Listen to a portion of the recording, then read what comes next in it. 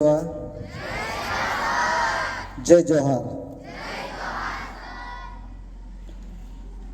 आज 9 ऑगस्ट आदिवासी जागतिक दिन।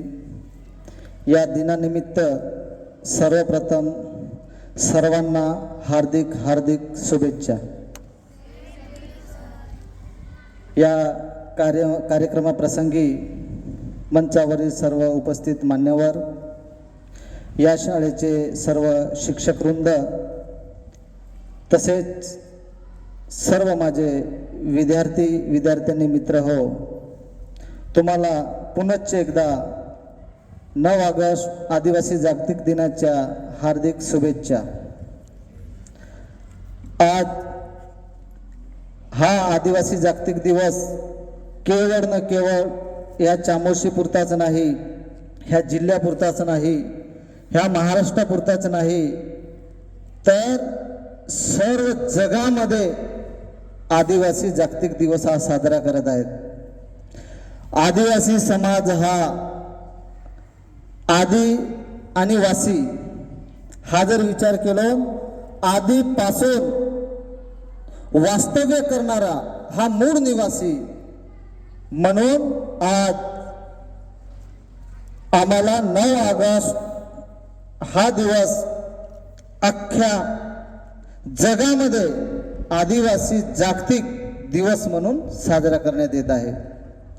विद्यार्थी मित्र हो, या आदिवासी या शब्दावर जर आपण बोलतो म्हटलं तर सर्व धरतीचा कागद, वनस्पतीची शाई,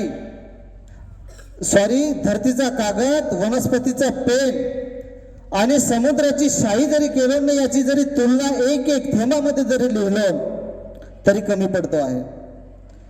कारण आपल्या भारताचा, आपल्या जगाचा जर मेन उद्देश असेल जल, जंगल, दर्या, खोऱ्या, पहाडा आणि परंपरा, जो परंपरेनुसार चालणारा जर एकमेव समाज असेल तर तो आदिवासी समाज आहे।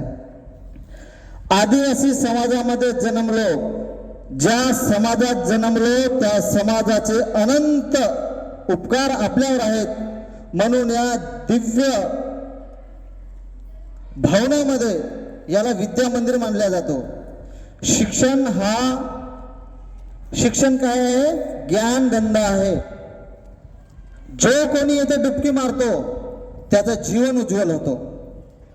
कारण एक बौद्ध वाक्य लिहून राहतो शाळेमध्ये, यावे ज्ञानासाठी, निघावे सेवेसाठी। येथे आपण ज्ञान प्राप्त करायसाठी आलो। सर्व प्रवक्त्यांनी एकच म्हटले की नाही, आदिवासी समाजानं भगवान बिरसा मुंडा, शहीद वीरबाबराव याने आपल्या समाजासाठी बलिदान करून आपला जीवन त्याग केले, म्हणून आज त्या समाजाचा अस्तित्व टिकून राहण्यासाठी आज आम्हाला मोठ्या शाळा मिळाली, सोयी सुविधा मिळाल्या। प्रत्येक आदिवासी समाजावर अत्याचार व्हावा नाही म्हणून अल्ट्रासिटी कायदा सुद्धा आम्हाला संविधानामध्ये तरतूद झालेला आहे। आमचा अधिकार हा आम्हीच घेतो। कारण या शाळेमध्ये बाकीचा कोणताही विद्यार्थी न येता केवळ न केवळ आदिवासी विद्यार्थीच हा इथे येतो। कारण त्यांचा मूलभूत हक्क आहे, हा आदिवासी समाजाचाच विद्यार्थी हा आदिवासी शाळेमध्ये शिकला जातोय। त्याला परिपूर्ण सोयी सुविधा परिपूर्ण इथे मिळाल्या जातात। परंतु आमच्या आदिवासीमध्ये अगोदर होती, आताही आहे आणि सामोरे राहील की नाही, व्यसन आहे। सर्वप्रथम मी सर्व माझ्या मित्रमंडळी, गुरुजन वर्गाला एकच विनंती करतो की व्यसनापासून दूर राहा। आज आपण इथे शाळेमध्ये आहोत, शिक्षकाच्या सानिध्यामध्ये असल्यामुळे आम्हाला व्यसनापासून, की मला शिक्षक बघल तर नाही, माझी मैत्रीण बघल तर नाही, माझी मॅडम बघल तर नाही, जर मी व्यसन करीन, व्यसनामध्ये खरा आला, तंबाखू आलो, नाना प्रकारचे, जर आपण आपल्याला 10 दिवस 5 दिवस सुट्ट्या मिळाल्या, आपण घरी गेल्यानंतर तो नियम पाळतो का?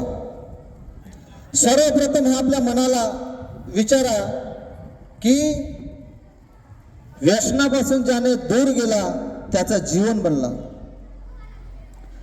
म्हणून आज व्यसनमुक्तीवाल्यांना आपल्या शाळेमध्ये सुद्धा उपक्रम राबवतात. त्याच्यासाठी तुम्हाला विनंती करतो की तुम्ही व्यसनापासून दूर राहा. ज्याने व्यसनापासून दूर झाला त्याचा आरोग्य, उद्याला हेल्थ कॅम्प आहेत, सरांशी आता चर्चा झाली. ज्याचं शरीर मजबूत, तो या युगामध्ये ना पैसा चाहिए, ना महालगाड़ी चाहिए, ना गाड़ी चाहिए. जिनका आरोग्य ठीक है वही इस युग में चल सकता है.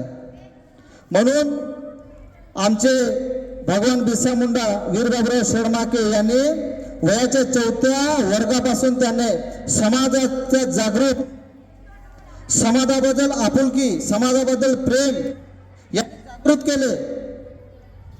त्याने समाधीमध्ये लढा केले, बलिदान झाले. म्हणून आज आम्हाला इथं येऊन बसण्याचे चान्स मिळाले आहेत. आणि शिक्षणाबद्दल बोलतो, त्यात तुमच्या चामोर्शीमध्ये येण्यासाठी या शाळेबद्दल मी थोडक्यात 5 मिनिटात सांगतो. जेव्हा आपण गडचिरोलीला होतो,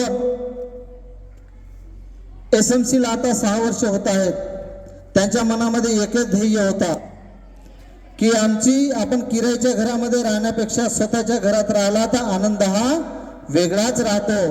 याच्यासाठी सर्व अधिकाऱ्याशी प्रपत्र देऊन नाशिकला जाऊन आज याच्याबद्दल एवढे धावपळ केलो की नाही, स्वतःची जमीन पाहिजे, स्वतःची शाळा पाहिजे, स्वतःचा ग्राउंड पाहिजे, स्वतःचे क्वार्टर्स पाहिजे. त्याच्यासाठी आम्ही धावपळ केलो आणि शासनाला प्रपत्र देऊ वारंवार शासनानं सुद्धा तो स्वीकार केला. आणि आज मला सुद्धा गर्वाने सांगू इच्छितो की हा जो दिव्य रूप इथं आहे, केवळ न केवळ हा तुमच्या प्रयत्न आहे.